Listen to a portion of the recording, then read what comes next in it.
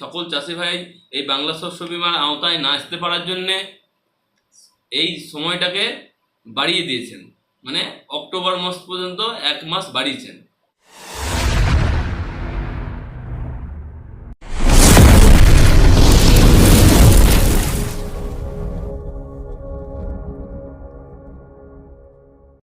Hello চাষি ভাই, আমি অপূর্ব ঘোষ আবার চলে এলাম আরেকটি নতুন ভিডিও নিয়ে আপনাদের এই এগ্রিকালচার ইনফরমেশন স্কিম চ্যানেলে। আজকে চাষি ভাইদের সঙ্গে যেটা নিয়ে আলোচনা করব সেটা হলো বাংলা শস্য বীমা, শর্টকাটে বলা হয় বিএসবি।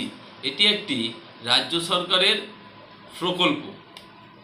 এটাকে চাষি ভাইরা যে ফসল জমিতে রোপণ করেন সেই ফসলকে সুরক্ষিত রাখার জন্যে ফসলের বীমা করা। বাংলা শস্য বীমা চাষি ভাইদেরকে বিনা খরচায় রাজ্য সরকার এই স্কিমের আওতায় নিজে ভর্তুকি দিয়ে নিয়ে আসেন। তো অতএব এই 2024 সালের খারিফ মরশুমে যে বাংলা শস্য বীমা শুরু হয়েছে সেপ্টেম্বর মাসের থেকে, পয়লা সেপ্টেম্বর 2024 থেকে শুরু হয়েছে ভুট্টা আর প্যাডি বা ধান এই নিয়ে। তো ভুট্টার জন্যে সেপ্টেম্বর মাসের 15 তারিখ লাস্ট ডেট ছিল, আর প্যাডি বা ধানের জন্যে লাস্ট ডেট ছিল 30শে সেপ্টেম্বর। রাজ্য সরকার এই চাষি ভাইদের সুবিধার্থের জন্যে, সকল চাষি ভাই এই বাংলা শস্য বীমার আওতায় না আসতে পারার জন্যে এই সময়টাকে বাড়িয়ে দিয়েছেন, মানে অক্টোবর মাস পর্যন্ত 1 মাস বাড়িয়েছেন ধানের জন্য।